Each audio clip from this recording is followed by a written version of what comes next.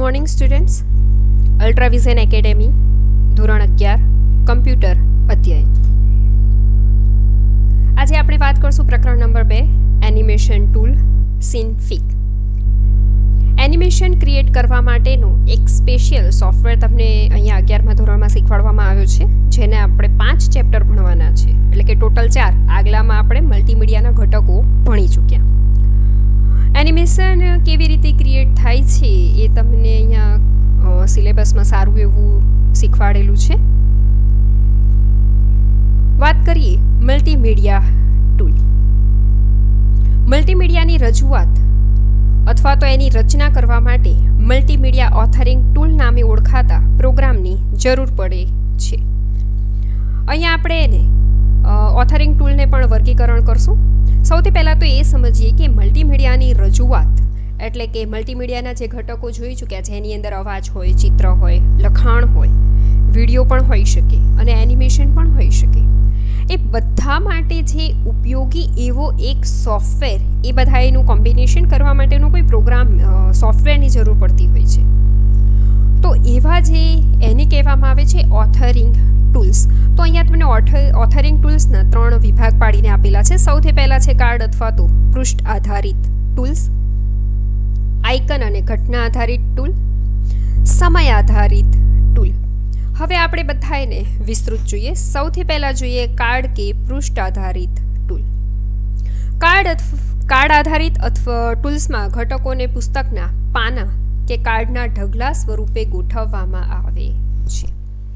Card કે પૃષ્ઠ આધારિત જે છે એને તમે એવું ચોક્કસથી સમજી શકો કે ધારો કે કોઈ પેજ ઘણા બધા પડ્યા છે, પાના છે 10-12, તો એ જે પાનાનો ઢગલો છે એવા સ્વરૂપે ચોક્કસથી કહી શકાય કે કાર્ડ અથવા તો પૃષ્ઠ આધારિત ટૂલ.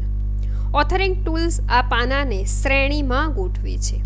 જેમ કે 10 પેજ પડ્યા છે, તો તમે પેજ કોઈ એક બેન્ચીસ ઉપર મૂકવાના ચાલુ કરશો 1 by 1, એક પછી એક. તો તમે એક પેજ મૂક્યું, 2 મૂક્યું, 3 મૂક્યું, 4 મૂક્યું, તો તમે જે મૂકો છો છેલ્લે એ સૌથી ઉપર આવે છે, જે સૌથી પહેલાં મૂકો છો એ નીચે જાય છે. અહીંયા આ વિશે આપણે આગળ ઘણું ભણીશું. જુદા જુદા ઘટકોને પુસ્તકના પાના સ્વરૂપે સ્વતંત્ર રીતે દર્શાવવાના હોય ત્યારે આ પ્રકારના ટૂલ્સ ઉપયોગી છે. દરેક ઘટક એટલે ધારો કે આપણે એનિમેશન સોફ્ટવેર જે ભણીશું સિનફિગ, એની અંદર આપણે એનિમેશન ક્રિએટ કરતા હોઈએ તો દર એક ઘટકને જુદી જુદી સ્વતંત્ર રીતે ગોઠવણી આપી શકીએ. તો એવા જુદા જુદા ઘટકોને અહીંયા પુસ્તકના પાના, ચોપડીના પેજમાં તમે જોશો. જરૂરી નથી કે મારે નીચેનું પેજ વાંચવું હોય તો આગળનું પેજ વાંચવું જ પડે. ચોપડી આખી છે, તમે ડાયરેક્ટ ખોલી અને કોઈ પણ પેજ ખોલી અને વાંચી શકો છો. હાઇપરકાર્ડ એન્ડ મલ્ટીમીડિયા ટૂલ બુક. અહીંયા તમે જોઈ શકો છો કે નીચે જે તમને એનિમેશન્સ દેખાય છે, મતલબ પિક્ચર દેખાય છે, ચિત્ર, ઇમેજ, એ ઇમેજોને અહીંયા તમે જુદી જુદી રીતે ગોઠવી અને પણ કામ કરી શકો છો. આ એક હાઇપરકાર્ડ અને મલ્ટીમીડિયા ટૂલ બુક છે. વાત કરીએ સેકન્ડ, આઇકન અને ઘટના આધારિત ટૂલ. આઇકન અને ઘટના આધારિત ટૂલમાં ઘટકોને માળખાકીય ગોઠવણ અથવા પ્રક્રિયાના સ્વરૂપે ગોઠવવામાં આવે છે. આઇકન આધારિત અથવા તો ઘટનાને ક્રમમાં ગોઠવી અને અહીંયા મૂકી શકાય. અહીં ઘટના અથવા કાર્યો માટે ફ્લો ચાર્ટ બનાવવામાં આવે છે અને ત્યારબાદ માળખા પ્રમાણે તેમાં ઘટકો ઉમેરવામાં આવે છે. ફ્લો ચાર્ટ અને અલ્ગોરિધમ કમ્પ્યુટરમાં અગાઉ ઘણી વખત આવી ગયેલો ટોપિક હોય છે. ફ્લોચાર્ટ એટલે તમે કઈ વખતે કઈ પ્રક્રિયા કરવા માંગો છો એનો આખો એક નકશો તૈયાર થાય છે, જેને ફ્લોચાર્ટ કહેવામાં આવે છે. પ્રોગ્રામિંગ માટે ફ્લોચાર્ટ ખૂબ જ અગત્યનું છે કે પહેલાં કોઈ પણ વસ્તુ પર ક્લિક કરવામાં આવશે તો ઇમેજ બદલાશે, ઇમેજમાં આ દેખાશે, કેટલી મિનિટ દેખાશે, કેટલી સેકન્ડ દેખાશે, ઇમેજ જતું રહેશે પછી શું દેખાશે. આ બધા જે એના ક્રમ છે ઘટનાના, એ ઘટનાના ક્રમ ગોઠવવા માટે ફ્લોચાર્ટ બનાવવામાં આવે છે અને ત્યારબાદ એની અંદર બધી ગોઠવણી કરવામાં આવે છે. અહીંયા ઉદાહરણ આપેલા છે ઓથોવેર એન્ડ આઇકન ઓથર. આ ઓથોવેર છે અહીંયા તમને જે દેખાડવામાં આવ્યું છે કે સૌથી પહેલાં એપ્લિકેશનની પછી એની અંદર કેટલી સેકન્ડ શું ચાલશે, દરેકે દરેક વસ્તુની ગોઠવણ હોય. આ ફ્લો ચાર્ટ ટાઈપ છે, આઇકન આધારિત. અહીંયા આઇકન આપેલા છે કે પહેલાં આ પ્રક્રિયા થશે. વારાફરતી પ્રક્રિયાઓ કરવા માટેનું એક ફ્લો ચાર્ટ જેવી ડિઝાઇન્સ તો નહીં કહું, પણ અહીંયા આખા એના સોફ્ટવેર મૂકેલા છે, ઓથોવેર અને આઇકન ઓથર. પણ અહીંયા 11મા ધોરણમાં આપણે આના વિશે અભ્યાસ કરવાનો નથી, ફક્ત સમજણ માટે જ છે. સમય આધારિત ટૂલ. સમય આધારિત ઓથરિંગ ટૂલ્સમાં ઘટકોને સમય રેખા એટલે કે ટાઈમ લાઈન દ્વારા ગોઠવવામાં આવે છે. આ ટોપિક આપણી માટે ખૂબ જ અગત્યનો છે, કારણ કે આપણે જે સિન્ફિક શીખવાના છે એ સમય આધારિત છે, ટાઈમ લાઈન ઉપર ડિપેન્ડેડ. એનિમેશન ક્રિએટ કરીએ છીએ ત્યારે સૌથી પહેલો અગત્યનો ભાગ એ છે કે શું બતાવશું એ તો ઠીક છે, કેટલી મિનિટ કેટલી સેકન્ડ દર્શાવશું એ પણ જરૂરી છે. તમે નાનપણમાં ઘણા બધા એનિમેશન જોયેલા છે, એનિમેશનને તમે યાદ કરો તો એનિમેશનની અંદર તમને દરેકે દરેક વખતે કોઈ પણ આપણે મિકી માઉસ કાર્ટૂન લઈ લઈએ તો મિકી માઉસની અંદર એના આખી બોડી લેંગ્વેજનો અભ્યાસ કરજો. એના હાથ ચાલે એની સાથે આંખો હાલશે, લિપસિંગ થશે, ઘણી બધી પ્રક્રિયાઓ છે. હાથ સાથે પગ પણ હાલશે, બોડીની પણ મૂવમેન્ટ થશે. તમે વિચાર કરો કે એ એનિમેશનને થોડુંક અલગ વિચારો કે ખાલી એને ચાલતો બતાવે છે મિકી માઉસને, તો એ વખતે ફક્ત એના પગ હાલે છે, બરોબર? અથવા વાત કરે છે ત્યારે એના ફક્ત હાથ હાલે છે, હોઠ હાલતા નથી. એટલે આ બધી ઘટનાઓ કેવી છે કે એને ખરેખર કેટલો સમય કેટલી વસ્તુની મૂવમેન્ટ આપવી છે એ ચોક્કસથી નક્કી કરીને આગળ કામ કરવું પડે. તો અહીંયા આપણે જે સિન્ફિક ભણવાના છીએ એ સમય આધારિત ઓથરિંગ ટૂલ્સ છે. જ્યારે સંદેશને પ્રારંભ અને અંત હોય તેવા કિસ્સામાં આ ઉપયોગી છે. પ્રારંભ અને અંત એટલે કે ક્યાંથી શરૂ કરવું અને ક્યાં પૂરું કરવું એ બંનેની ગોઠવણ બરોબર મૂકેલી હોય એવા કિસ્સામાં આ જરૂરી છે. ઘટનાના સમય અને સ્થાન મુજબ અહીં ઘટકોને દર્શાવવામાં આવે છે. દરેક ઘટકનો એક સમય હોય અને એને એનું સ્થાન પણ નક્કી હોય, ત્યારે આ વસ્તુનો ઉપયોગ કરવામાં આવે છે. સમય આધારિત ઓથરિંગ ટૂલ્સ સૌથી પ્રચલિત છે. અહીંયા તમે સ્ક્રીન ઉપર જે જોઈ શકો છો એ છે સિન્ફિક, પેન્સિલ, ફ્લેશ અને ડાયરેક્ટર. આટલા આપણે એના જુદા જુદા ભણવાના છે, પણ અહીંયા જે આપેલું છે એ ફ્લેશ છે અને આપણે જે ભણવાનું છે સિન્ફિક છે. તમને અહીંયા થોડુંક દેખાતું હશે આ ડોટ ડોટ ડોટ છે, પણ એ આ માણસની મૂવમેન્ટ સાથે મેચ કરતી વસ્તુ છે. સોફ્ટવેર તમે આગળ જોશો એમ વધારે ખબર પડતી રહેશે. પેન્સિલ. તમને બધાને થશે કે મેડમ પેન્સિલ ભણાવવા બેઠા, પણ પેન્સિલ આપણે એક સોફ્ટવેર વિશે જસ્ટ માહિતી મેળવવાની છે. પેન્સિલ એક સોફ્ટવેર છે. આપણી માટે અત્યાર સુધી પેન્સિલ ચિત્ર બનાવવામાં કે લખાણ લખવામાં કામમાં આવતી હતી. પેન્સિલ નામનો એક સોફ્ટવેર છે. પેન્સિલ નામના સોફ્ટવેર વડે બીટમેપ અને સદિશ એમ બંને પ્રકારના ચિત્રો માટે દ્વિપરિમાણીય એનિમેશન બનાવી શકાય. દ્વિપરિમાણીય એટલે કે 2 ડાયમેન્શનલ. આપણે અત્યાર સુધી પેઇન્ટ સોફ્ટવેરનો ઉપયોગ કરેલો છે. પેઇન્ટ સોફ્ટવેર છે એની અંદર જે ચિત્રો બનાવીએ છીએ એને દ્વિપરિમાણીય કહેવાય, 2 ડાયમેન્શનલ. પેન્સિલ એ અહીંયા જેમ કીધું છે એમ http://www.pencil-animation.org એડ્રેસ પરથી ફ્રીમાં ડાઉનલોડ કરી શકાય છે. આ તો થઈ પેન્સિલ સોફ્ટવેરની વાત. તે વિવિધ ઓપરેટિંગ સિસ્ટમ જેમ કે લિનક્સ, વિન્ડોઝ અને મેક ઓપરેટિંગ સિસ્ટમ્સમાં ઉપલબ્ધ છે. એ દરેક નોર્મલ જે લિનક્સ છે, વિન્ડોઝ છે, મેક છે, બધા માટે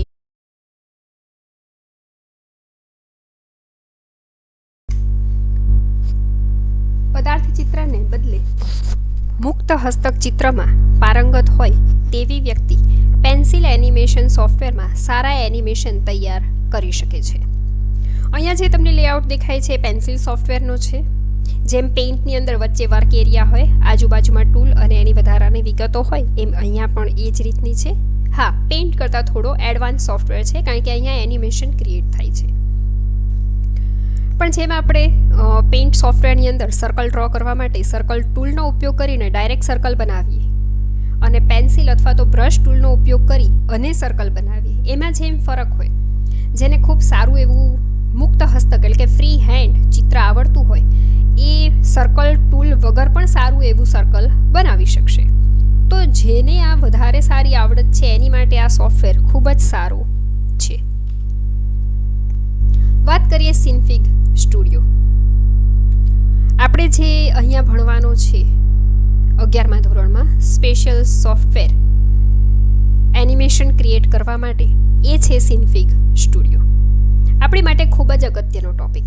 ચેપ્ટર નંબર 2, 3, 4, 5 બધામાં આપણે સિનફિગ જ ભણીશું. સિનફિગ જે છે બીજા ચેપ્ટરમાં તમને ફક્ત એનું હાઇલાઇટ આપી છે, કેવો સોફ્ટવેર છે, કેવા અંદર ટૂલ્સ છે, કેવી રીતે કામ શરૂ કરી શકાય છે, એવી વિગતો દર્શાવી છે. જ્યારે ચેપ્ટર નંબર 3, 4 અને 5માં આપણે સારા એવા એનિમેશન ક્રિએટ કરતા શીખીશું. તો અભ્યાસ કરીએ સિનફિગ સ્ટુડિયો. સિનફિગ સ્ટુડિયો જે છે તે સમય આધારિત મલ્ટીમીડિયા ઓથરિંગ ટૂલ છે, ટાઈમ આધારિત. તે ઓપન સોર્સ સોફ્ટવેર છે, એટલે કે ફ્રીમાં ડાઉનલોડ કરી શકાય છે. સિનફિગ એ GNU GPL હેઠળ ઈસવીસન 2005માં રજૂ કરવામાં આવેલું દ્વિપરિમાણીય સદિશ એનિમેશન સોફ્ટવેર છે. GPL એટલે જનરલ પબ્લિક લાઇસન્સ દ્વારા 2005માં રજૂ કરવામાં આવ્યું હતું. દ્વિપરિમાણીય 2 ડાયમેન્શનલ સોફ્ટવેર છે. તે વિન્ડોઝ, લિનક્સ અને મેક ઓપરેટિંગ સિસ્ટમ જેવી વિવિધ ઓપરેટિંગ સિસ્ટમમાં ચલાવી શકાય છે. એ દરેક ઓપરેટિંગ સિસ્ટમમાં ઉપલબ્ધ. સિનફિગ સ્ટુડિયોની સૌ પ્રથમ આવૃત્તિ 0.6105 હતી, તેમજ તેની અદ્યતન આવૃત્તિ 0.63.05 હતી. 0.61.05 એ સૌથી પહેલી આવૃત્તિ કીધી છે ને અદ્યતન એટલે કે લેટેસ્ટ અપડેટ કરેલી 0.63.05. પણ અહીંયા જ્યારે ચોપડી છાપાઈ છે ત્યારે એટલે કે 2013 અને 14ની સાલની બુક છે આપણી, એ વખતનું લેટેસ્ટ વર્ઝન 0.63.05 છે. એક્ઝામમાં પણ આપણે એ જ લખવું પડે, પણ આપણે જ્યારે ખરેખર પ્રેક્ટિકલ આ સોફ્ટવેરનો ઉપયોગ કરીએ છીએ ત્યારે અત્યારે એના વર્ઝન્સ બહુ અપડેટ આવી ગયા છે. અહીંયા તમને તે ઉબુન્ટુ લિનક્સ સાથે પૂર્વ નિર્ધારિત રીતે નથી તેવું કીધું છે અને એને અલગથી ઇન્સ્ટોલ કરવું પડે, એટલે કે બાય ડિફોલ્ટ નથી આવતું, આપણે એને અલગથી ઇન્સ્ટોલ કરવું પડશે. ઇન્સ્ટોલેશન પછી એપ્લિકેશન ગ્રાફિક વિકલ્પમાં ઉપલબ્ધ છે. અહીંયા જે પથ આપેલું છે કે ક્યાંથી ખુલે છે સિનફિગ, એ આપણને લિનક્સ બેઝ આપેલું છે ઉબુન્ટુનું. પણ આપણે જે ખરેખર પ્રેક્ટિકલ ભણીએ છીએ વિન્ડોઝ બેઝ ભણીએ છીએ. રીઝન એ કે લિનક્સ બેઝ સોફ્ટવેરમાં ઘણી વખત થોડા ઘણા પ્રોબ્લેમ થતા હોય છે, વિન્ડોઝમાં એવા કોઈ પ્રોબ્લેમ થતા નથી. માટે આપણે પ્રેક્ટિકલી જ્યારે ભણીએ છીએ સિનફિગ સ્ટુડિયો ત્યારે આપણે વિન્ડોઝ બેઝ ભણીએ છીએ. સિનફિગ એનિમેશનને XML સ્વરૂપે સાચવે છે. XML એટલે કે એક્સટેન્સિબલ માર્કઅપ લેંગ્વેજ. સિનફિગ ફાઇલનું એક્સટેન્શન તેના સંકોચન રહિત સ્વરૂપમાં .sif અને સંકુચિત સ્વરૂપમાં .sifz તરીકે ઓળખાય છે. સંકુચિત ફાઇલ અને સંકોચન રહિત ફાઇલને પહેલાં તો સમજીએ. અગાઉ ભણી ચૂક્યા છીએ. સંકુચિત ફાઇલ હોય તો સ્પેસ ઓછી રોકશે અને ટ્રાન્સફર ઝડપથી થશે, જેને આપણે ઝિપ ફાઇલ તરીકે ઓળખીએ છીએ. જ્યારે સંકોચન વગરની એટલે કે નોર્મલ ફાઇલ, જેને એક જગ્યાએથી બીજી જગ્યાએ ટ્રાન્સફર કરતા વાર લાગશે. સિમ્પલ યાદ રાખવા માટે .sif એટલે કે સિનફિગ નોર્મલ સ્વરૂપ છે, સંકોચન વગરનું છે. જ્યારે સંકુચિત એટલે કે ઝિપ યાદ રાખો .sifz. સિનફિગ શરૂ કરવા માટે એપ્લિકેશન ગ્રાફિક સિનફિગ પસંદ કરવાનું રહેશે. આ જે પથ છે એ લિનક્સ બેઝ છે. આપણે ઓલ પ્રોગ્રામ્સ અને ડાયરેક્ટ સિનફિગ. આ સિનફિગ સ્ટુડિયો સોફ્ટવેરનું પહેલું આખું એક પેજ છે. જૂના વર્ઝનમાં ચોપડીમાં જે આપેલું છે એની અંદર સિનફિગ સ્ટુડિયોના જુદા જુદા ભાગ બતાવે છે, એટલે કે દરેક વસ્તુ જુદી જુદી ગોઠવાયેલી છે. જ્યારે નવા લેટેસ્ટ વર્ઝનની અંદર બધું એક જ સ્ક્રીન ઉપર સેટ કરીને આપેલું છે.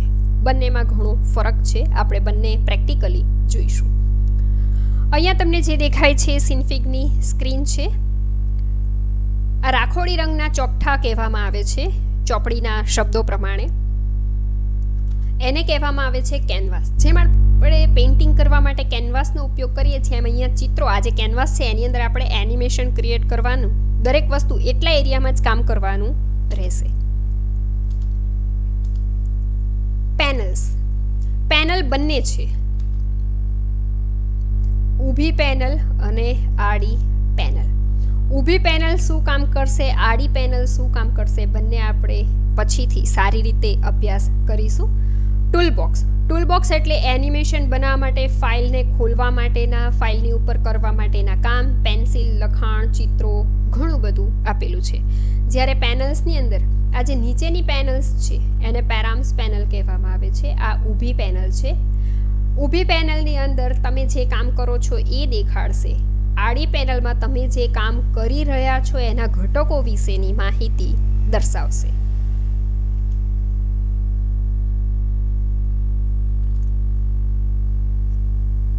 વિન્ડોઝ માટે સ્ટાર્ટ ઓલ પ્રોગ્રામ્સ, સિનફિગ સ્ટુડિયો પસંદ કરવાનું રહેશે. આ વિન્ડોઝ માટેનું આપણે રેગ્યુલર કામ કરીશું એટલે ઓટોમેટિક આવડી જશે. Toolbox, file menu, panels, reset window to original layout દ્વારા સિનફિગને તેની પૂર્વ નિર્ધારિત રચનામાં ગોઠવી શકાય છે. આ આખી લાઈનને એક્ઝામ માટે ખાસ યાદ રાખવાની. અહીંયા જેમ કીધું છે એમ ટૂલબોક્સ જે હોય એની અંદર આ જે ટૂલબોક્સ હતું એની અંદર ફાઇલ, એની અંદર પેનલ્સ, એની અંદર reset window to original layout. એટલે કે હમણાં જ મેં તમને કીધું કે જ્યારે આપણે જૂના વર્ઝનમાં એટલે કે 61 થી 63 સુધીમાં કામ કરતા હોઈએ તો એ બધી જ પેનલ્સ જે બે છે, ટૂલબોક્સ છે, કેનવાસ છે, એ બધું જ છોટી વિન્ડોમાં આવશે. એટલે કે 4 જુદા જુદા ભાગ પડેલા હશે અને બધું આડું અવડું ગોઠવાયેલું હશે. એટલે સૌથી પહેલું આપણે કામ કરવાનું શરૂ કરીએ સિનફિગમાં એટલે સૌથી પહેલાં શું કરવું પડે કે બધી વસ્તુઓને વ્યવસ્થિત ગોઠવવાની. તો વ્યવસ્થિત ગોઠવણી એટલે શું? તો કહે છે કે ટૂલબોક્સમાં જાઓ, પેનલ્સ લો, પેનલ્સને reset window to original layout એટલે કે વિન્ડોના પ્રમાણમાં બધું ગોઠવી દે. એટલે હમણાં જે આપણે સ્ક્રીન જોઈએ છીએ કે ગોઠવાઈ ગયું છે, ટૂલબોક્સ ગોઠવાઈ ગયું, ઊભી પેનલ ગોઠવાઈ ગઈ, આડી પેનલ ગોઠવાઈ ગઈ અને પાછળ આ કેનવાસ ગોઠવાઈ ગયું.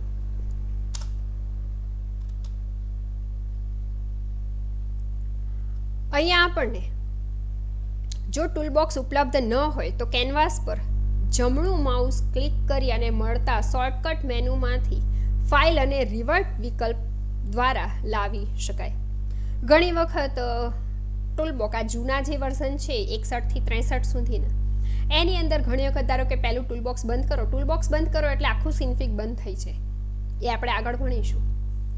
પેનલ્સ બંધ કરો તો સિનફિગ બંધ નહીં થઈ જાય, પેનલ્સ બંધ થશે. કેનવાસ બંધ કરશો તો કેનવાસ બંધ થશે. પણ ટૂલબોક્સ જો બંધ કરી દો છો તો આખું સિનફિગ બંધ થઈ જાય છે.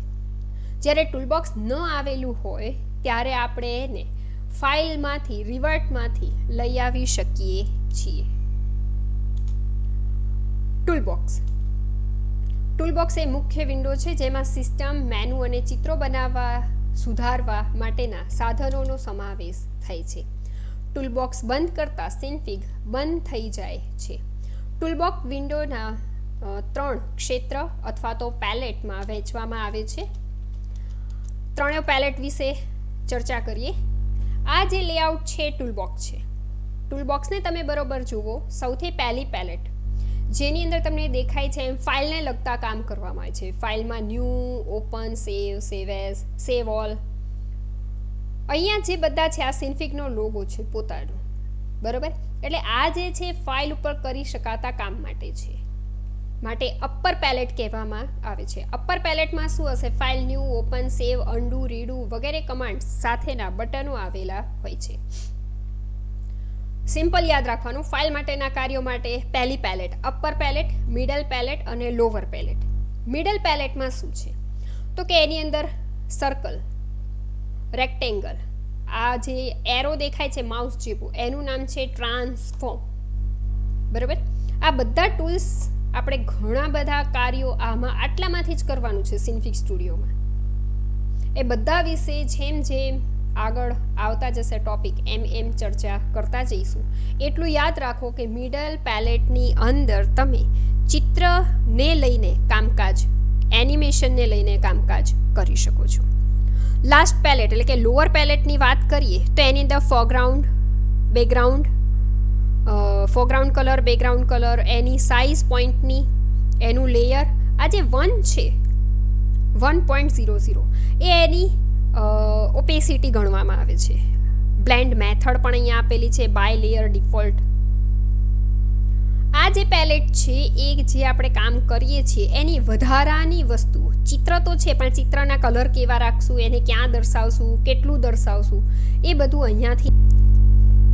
Lower palette, foreground and background colour ઓબ્જેક્ટની અંદરના ફિલ રંગ અને સીમારેખાના રંગની રચના કરે છે. જો સીમારેખા વગરના લેયરની રચના કરવામાં આવે તો તેને માત્ર આંતરિક રંગ જ રહેશે. આ છે લોઅર પેલેટ. લોઅર પેલેટમાં ફોરગ્રાઉન્ડ કલર, બેકગ્રાઉન્ડ કલર, આ પોઈન્ટ છે. બાય ડિફોલ્ટ લેયર એની બ્લેન્ડ મેથડ દર્શાવે છે. અહીંયા જેમ કીધું એમ કલર, તો એનો ફિલ કલર અને આઉટલાઇન કલર બે વસ્તુને સમજીએ. ધારો કે તમે કોઈ સર્કલ ડ્રો કરો છો અને સર્કલમાં આપણે પેઇન્ટનો સોફ્ટવેર પેઇન્ટને જ યાદ કરીએ, જેની અંદર આપણે કોઈ પણ એક સર્કલ બનાવીને એની અંદર કલર કરીશું, ફિલ કલરથી કલર પૂરીશું, તો એ સર્કલ આખામાં કલર થઈ જશે, બહાર આઉટલાઇન આવશે ના. પણ અહીંયા આપણને સિન્ફિગની અંદર બે વસ્તુ જુદી જુદી કામ કરવા માટે આપે છે. એક છે ચિત્ર પોતે, એટલે કે મેં સર્કલ બનાવ્યું, મારી પાસે સર્કલ બનાવવાના 2-3 રસ્તા હોઈ શકે. એક હું સર્કલ ખાલી બનાવું અને એક આઉટલાઇનવાળું બનાવું. આઉટલાઇનવાળું બનાવું તો આઉટલાઇનને કલર જુદો આપી શકું, આઉટલાઇનની સાઇઝ બદલી શકું, એવી જ રીતે અંદરનો જે કલર છે એ જાતે બદલી શકું. માટે અહીંયા 2 જુદા કલર આપેલા છે, ફિલ કલર અને આઉટલાઇન કલર. સિન્ફિગમાં 2 ઓબ્જેક્ટ જ જુદા છે, બંને ઉપર એક જ સમયે જુદા જુદા કામકાજ કરી શકાય છે. અહીંયા એવું કીધું છે કે જો સીમારેખા વગરના લેયરની રચના કરવામાં આવે તો તેને માત્ર આંતરિક રંગ જ રહેશે, એટલે કે ફક્ત ફિલ કલર રહેશે. બ્રશ સાઇઝ સીમારેખાના નવા લેયર માટે લીટીનું કદ નક્કી કરે છે. આ જે છે લીટીનું કદ નક્કી કરશે. બ્લેન્ડ મેથડ, આ જે છે એને બ્લેન્ડ મેથડ કહેવામાં આવે છે. બ્લેન્ડ મેથડ એટલે તેને બાય લેયર ડિફોલ્ટ ગોઠવવામાં આવી છે. અહીંયા બાય લેયર ડિફોલ્ટ જે છે અહીંયા આપણે જુદી જુદી ઘણી બધી પદ્ધતિ શીખીશું, લાઈક આલ્ફા ઓવર, પછી એની અંદર ઘણી બધી અહીંયા લેયરને જ્યારે પણ સૌથી પહેલી વખત ખોલો છો ત્યારે એને બાય લેયર ડિફોલ્ટ જ ગોઠવેલું હોવું જોઈએ. અને જો આ પદ્ધતિ બદલેલી હશે તો તમારું ચિત્ર સ્ક્રીન ઉપર દેખાશે નહીં. વાત કરીએ ઓપેસિટી. લેયરની દ્રશ્યતાનું નિયંત્રણ કરે છે. ચિત્ર કેટલું દેખાય અને કેટલું ન દેખાય. 0 અને 1 ને બહુ ઇઝી કરી દઉં. ઓપેસિટી 0 નો અર્થ લેયર અદ્રશ્ય છે, જ્યારે 1 નો મતલબ થાય છે લેયર દ્રશ્ય, એટલે કે દેખાય એવું છે. 0 એટલે નથી દેખાતું, 1 એટલે દેખાય છે. કેવી રીતે? ધારો કે કાચની બારી છે તો કાચની બારીની બહાર બધું જ જોઈ શકાશે. ટ્રાન્સફર ગ્લાસને તમે વિચાર કરો, કાચ છે તો કાચમાંથી આરપાર જોઈ શકાય છે, એ 0 છે. જ્યારે દિવાલ ગણો, બારીમાંથી જોઈ શકાય છે, દિવાલમાંથી નથી જોઈ શકાતું. દિવાલ છે એ 1 છે, હાર્ડ વસ્તુ. એટલે અહીંયા એ વસ્તુ મેં તમને ખાલી ક્લિયર કરવા કીધી, 0 અને 1. હવે બરાબર સમજો. મેં 0 ઓપેસિટી રાખી, આ જે 1 દેખાય છે એ અહીંયા છે. હું આમ ખસેડતી જઉં એમ સીધું 0 ને સીધું 1 નથી થતું. 0 થી સહેજ ઘાટું અને એકદમ ઘાટું. બરાબર? એટલે જો મેં સર્કલ ડ્રો કર્યું છે, અહીંયા છે તો સર્કલ આખું દેખાય છે. હું જેમ ખસેડીને આ બાજુ લઈ જઈશ, આ 0 થઈ જશે. મતલબ ચિત્ર દેખાતું બિલકુલ બંધ થઈ જશે. એનો મતલબ એવો નથી થતો કે ચિત્ર નથી. ચિત્ર છે અને દેખાતું નથી, મતલબ 0. જ્યારે તમે સૌથી પહેલાં એનિમેશન ક્રિએટ કરવાનું શરૂ કરતા હો ત્યારે તમારે આ બંને વસ્તુ ચેક કરવાની રહેશે.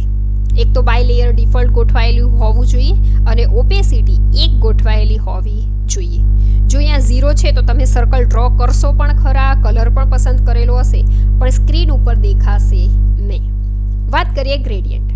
લેયરના ફિલ તરીકે ગ્રેડિયન્ટનો ઉપયોગ થાય છે. તે ફોરગ્રાઉન્ડ અને બેકગ્રાઉન્ડ રંગો વચ્ચે ક્રમશઃ વધતા જતા રંગની અસર તરીકે ગોઠવે છે. આ જે છે લાઈન તમને અહીંયા આછું અને અહીંયા ઘાટું દેખાય છે. આ બે કલર હોય, આ જે બે કલર હોય ને એનું મિશ્રિત અહીંયા દેખાય, એને કહેવામાં આવે ગ્રેડિયન્ટ. ગ્રેડિયન્ટને અહીંયા આપણે 4 પ્રકાર ભણીશું. ઇન્ટરપોલેશન, દરેક માર્ગ બિંદુ પાસે વધારાની ઉમેરેલી ગોઠવણ હોય છે જે પ્રાચલના બદલવાની પદ્ધતિ નક્કી કરે છે. આ જે તમને દેખાય છે ચોરસ ચોકઠું, એ જે ચોકઠું છે એને વે પોઈન્ટ તરીકે ઓળખાય છે. ખરેખર માર્ગ બિંદુ એટલે વે પોઈન્ટ. તમે કોઈ પણ એક સર્કલ દોર્યું છે, હવે હું એને કોઈ પણ જાતની અસર આપું છું, વધારાની ઉમેરેલી ગોઠવણ એટલે કે મેં કાંઈ પણ અસર આપી તો એ અસર એણે લીધી છે કે નથી લીધી એની માટે મને એ જે આડી પેનલ હતી પેરામ્સ પેનલ, એ પેરામ્સ પેનલની અંદર મને એ દેખાડશે કે મેં એને કેટલી વધારાની ગોઠવણ આપેલી છે. વાત કરીએ કેનવાસની.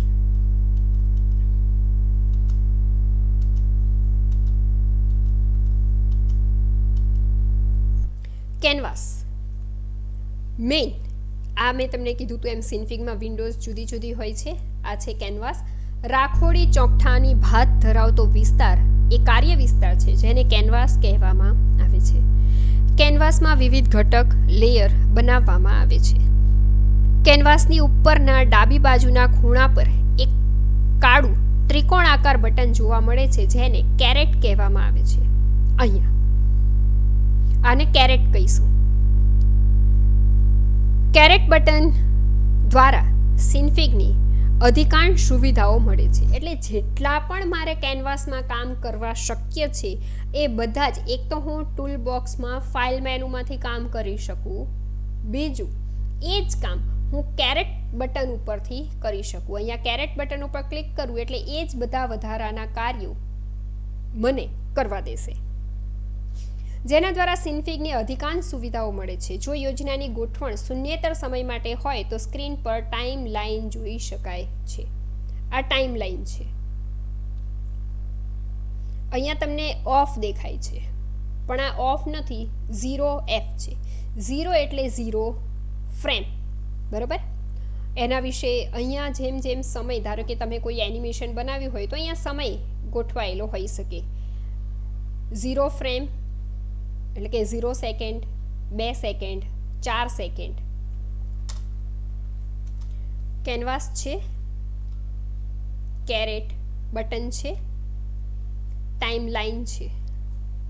વિવિધ પેનલ્સ, લંબરૂપ પેનલ્સ. અહીંયા પેનલ વિશે અભ્યાસ કરી લઈએ. લંબરૂપ પેનલ એટલે કે ઊભી પેનલ વિશે વાત કરીશું. સિન્ફિગમાં લેયર, પેરામીટર, હિસ્ટ્રી વગેરે જેવા જુદા જુદા પ્રકારની પેનલ આવેલી છે. ફાઇલ પેનલ્સ વિકલ્પ દ્વારા જરૂરી પેનલ શરૂ કરી શકાય છે. જો ન હોય તો શરૂ ફાઇલ મેનુમાંથી થઈ શકે છે. આ ઊભી પેનલ છે. આ છે navigator, information, tool option, navigator, information, tool option, history, layers. એટલે અહીંયા જે તમને દેખાય છે સર્કલ 050 આઉટલાઇન અને સર્કલ 05, એટલે અહીંયા જે મેં સ્ક્રીનશોટ લીધેલો છે એ એક સર્કલ અને આઉટલાઇન બંને બનાવેલું છે એનો છે. મેં તમને હમણાં જ કીધું હતું કે સિન્ફિગ આપણને એવી ફેસિલિટી આપે છે કે એક સર્કલ તો દોરો, સર્કલ આઉટલાઇન વાળો પણ દોરી શકો ને આઉટલાઇન વગરનો પણ દોરી શકો ને બે જુદા જુદા ઓબ્જેક્ટ હોય, બેની ઉપર જુદું જુદું કામકાજ કરી શકાય. અહીંયા તમને લેયર પેનલ, લેયરની અંદર એ બંને જોવા મળે છે. પેલેટ એડિટર, અહીંયા એને એડિટ કરવા માટેની સુવિધા આપે છે. આ છે કેનવાસ બ્રાઉઝર, આ છે એનું ગ્રુપ. આપણે ધારો કે જેમ જેમ આગળ ભણતા જઈશું એમ જુદા જુદા લેયર્સ બનાવતા જઈશું.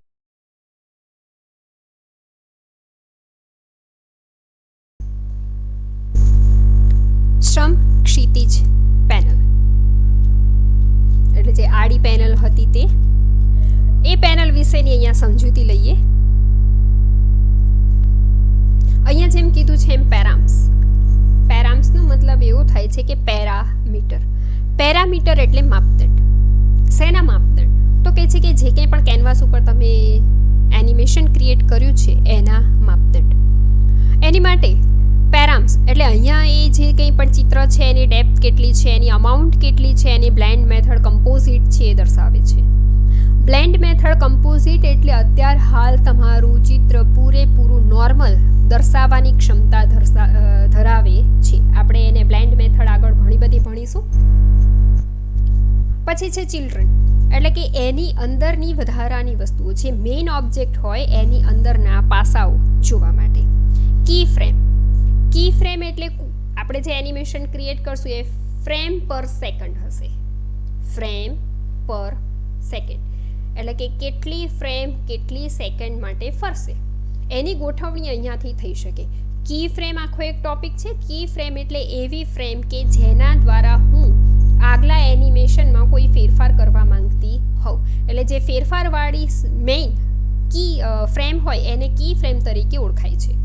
Time track. આ ટાઈમ ટ્રેક છે 0F 0 ફ્રેમ 2 સેકન્ડ 4 સેકન્ડ. અહીંયા કેટલી સેકન્ડ માટે તમારે ફ્રેમ ફેરવવી છે એની માહિતી ગોઠવવાની રહેશે. ટાઈમ ટ્રેક દ્વારા દેખાશે. કર્વ એટલે જે કંઈ ટાઈમ ટ્રેક મેં ગોઠવેલો છે એના મને વિવિધ વસ્તુઓ દર્શાવશે. પછી છે કેનવાસ મેટાડેટા. ડેટા એટલે માહિતી. મેટાડેટા એટલે માહિતીની પણ માહિતી. એટલે જે કાંઈ પણ ટાઈમ ટ્રેક ઉપર કામ કરવામાં આવશે એની વધારાની માહિતી દર્શાવવામાં આવશે. વાત કરીએ લેયર પેનલ્સ. લેયર પેનલ તે હાલના કાર્યરત કેનવાસનું અહીંયા જે કાર્યરત હોય પેનલ એની ઉપર શું કામ ચાલી રહ્યું છે એ દર્શાવશે. અહીંયા જે લેયર પેનલની અંદર સર્કલ આઉટલાઇન અને સર્કલ એ બનાવેલું છે એની ઉપર જ અત્યાર પૂરતું કામ કરવા દેશે. ટૂલ ઓપ્શન પેનલ હાલના પસંદ કરવામાં આવેલા ટૂલનો ઉપયોગ દર્શાવે છે. ટૂલ ઓપ્શન શું છે? તો કહે છે કે જ્યારે મેં ટૂલ પસંદ કર્યું સર્કલની સાથે મને ઘણું બધું આપશે. સર્કલ એક ટૂલ મેં પસંદ કર્યું તો સર્કલ હું વિથ આઉટલાઇન બનાવું છું, એમનેમ બનાવું છું, એની સાથે મને બીજા 2-3 ઓપ્શન્સ બતાવે છે. એવું નથી ફક્ત સર્કલ. રેક્ટેંગલ પસંદ કર્યું તો તેના પણ દોરવા માટેના વધારાના ઓપ્શન્સ મને દર્શાવશે. નેવિગેટર કેનવાસનો દેખાવ લઘુ સ્વરૂપે દર્શાવે છે. એટલે કે નાના સ્વરૂપે અહીંયા મને દર્શાવે છે. તેનો દેખાવ વિસ્તારી ઇચ્છિત ભાગ ઉપર ધ્યાન કેન્દ્રિત કરી શકાય. આ જે છે એને હું મૂવ કરું લેફ્ટ ટુ રાઈટ તો અહીંયા એની સાઈઝ ઝૂમ ઇન અને ઝૂમ આઉટ થશે.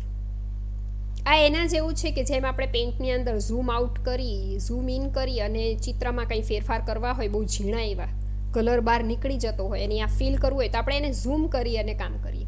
બરાબર? એમ અહીંયા પણ હું અહીંયાથી ઝૂમ કરી અને કોઈ ખાસ કામ ઉપર ધ્યાન કેન્દ્રિત કરી અને કામ કરી શકું. History panel.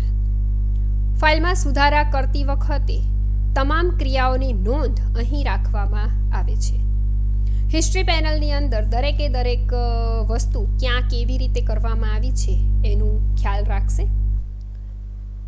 તમામ ક્રિયાઓની યાદીમાં ગયા વગર ચેકબોક્સ કોલમની મદદથી પસંદગીની ક્રિયા રદ કરી શકાશે. અહીંયા બધા જ કરેલા કામ દર્શાવશે. એટલે ધારો કે મેં કોઈ સર્કલ દોર્યું છે ને એને 7 ઇફેક્ટ આપેલી છે.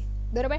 હવે એમાંથી મારે વચલી કોઈ રદ કરવી છે તો મારે 1 by 1 ગોતવા જવાની જરૂર નથી. અહીંયા બધું લખેલાની વસ્તુ બતાવશે. એમાં ચેકબોક્સ કાઢી નાખો કે લઈ લો. એના દ્વારા એની ઉપર કાર્ય કરેલું પસંદ અથવા તો ના પસંદ કરી શકાય છે. કોઈ ક્રિયા કે ક્રિયાના જૂથને તેના પર માત્ર ક્લિક કરીને અનડુ કે રીડુ કરી શકાય છે. ક્રિયાઓ કાઢી નાખી કે બદલી છે તો એને રીડુ અને અનડુ કરવાનું ઓપ્શન હિસ્ટ્રી પેનલ આપે છે.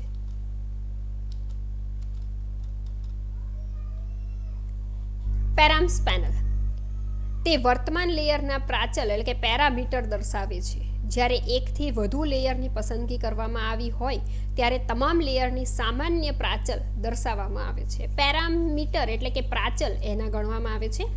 અને મેં એક ચિત્ર બનાવ્યું હોય તો એ ચિત્રને લગતી વસ્તુઓ અહીંયા દર્શાવશે નોર્મલ જે હોય તે. પણ જો એક કરતાં વધુ ચિત્રો બનાવેલા હોય તો એ બધાની તમામને ભેગી કરી અને જે એક એવરેજ આવે એ વસ્તુઓ અહીંયા દર્શાવવામાં આવશે. પેરામીટર પેનલ એને શોર્ટમાં પેરામ્સ તરીકે ઓળખવામાં આવે છે. હવે શીખીએ નવી ફાઇલ કેવી રીતે બનશે. નવી ફાઇલ બનાવવા માટે હમણાં જ જેમ કીધું તેમ tool box, new file button અથવા તો બીજું ઓપ્શન કેરેટ ફાઇલ ન્યૂ, ત્રીજું ઓપ્શન Ctrl+N, CTRL એટલે કે કંટ્રોલ કી અને N બંને સાથે પ્રેસ કરો તો પણ નવી ફાઇલ બનશે.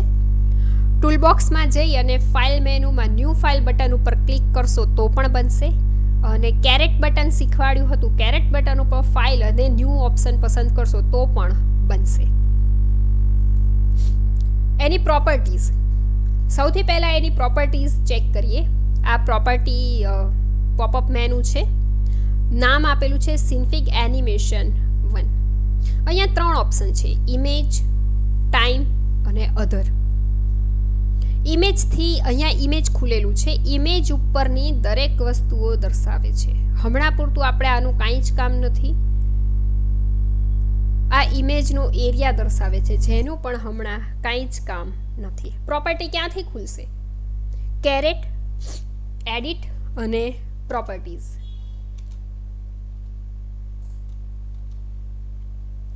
અહીંયાથી જે પ્રોપર્ટી ખુલી હતી એમાં સૌથી પહેલાં તો એને નામ આપવાનું હોય છે. પ્રોપર્ટી વિન્ડોમાં 3 ટેબ જોવા મળે છે. હંમેશા યાદ રાખવાનું, પ્રોપર્ટીઝ વિન્ડોમાં કેટલા ટેબ જોવા મળે છે તો કે છે કે 3, ઇમેજ, ટાઈમ અને અધર. આ 3 ઓપ્શન ઉપર મેન અહીંયા તો ફક્ત એનું નામ છે, એટલે સિન્ફિગમાં તમે નામ નહીં આપો તો બાય ડિફોલ્ટ લઈ જ લે છે. આપણે ઈચ્છીએ તો એને બદલી શકીએ. સૌથી પહેલાં વાત કરીએ ઇમેજ. ચિત્રનું કદ અને વિસ્તાર ગોઠવી શકાય છે. આના દ્વારા ચિત્ર જે કાંઈ પણ લીધું છે એની ગોઠવણી બદલી શકાય છે.